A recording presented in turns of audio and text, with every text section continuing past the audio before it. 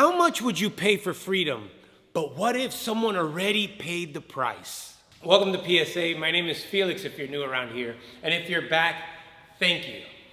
Last week, my wife spoke about modesty. And this week, I'm speaking about freedom. Go figure. Now, I'm not going to challenge her, take shots. She's actually a part of this talk.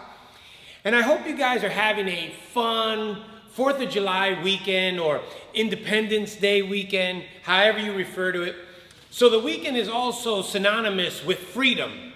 Now, my wife has this little tattoo. I know. It was before she was saved. Pray for us. Just kidding. It says free. And it's inspired by a verse in Galatians 5. It's the first verse, and it says, "It is for freedom that Christ set us free. Stand firm then, and do not let yourselves be burdened again by a yoke of slavery."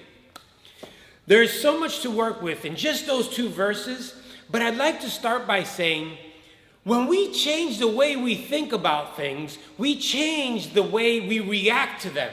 Now, I know some people might have been a bit off-put because I jumped right into the scriptures instead of maybe being curious if they could have brought some value.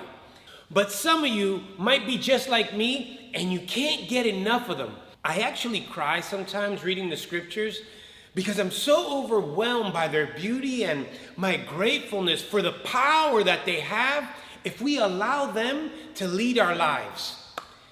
The way we see God will determine who we believe He is. So although at first the idea of the church or the thought of God might seem very constricting, I know God's acts of discipline towards His people may seem a bit cruel, but once we wrap our head around that if God sent it, it's good and essential for us, when we believe that even though we may not have gotten exactly what we want, but we're getting what we need, when we submit to the scriptures and God's will being the authority in our lives, we get to experience the freedom that this verse is stating.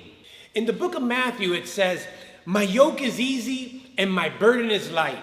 Jesus is actually telling you that there's levity in your challenges when you take them on with His Spirit on your side.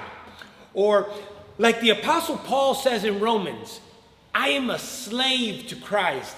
Now I know slave is a tough word to swallow at first glance, but what if what you were a slave to freed you and it did not bind you?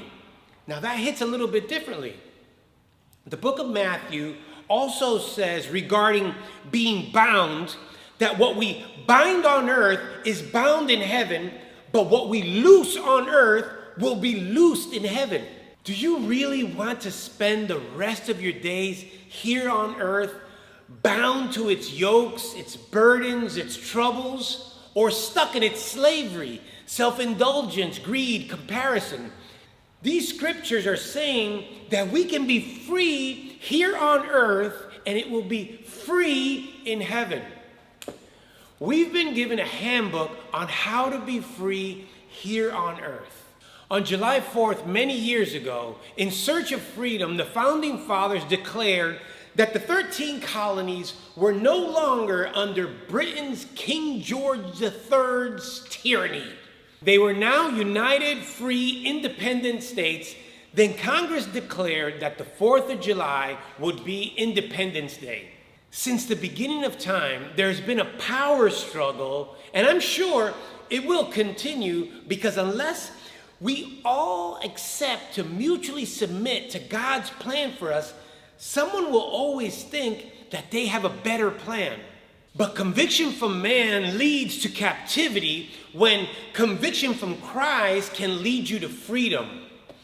So although taking the high road may seem difficult, it is rewarding at the end.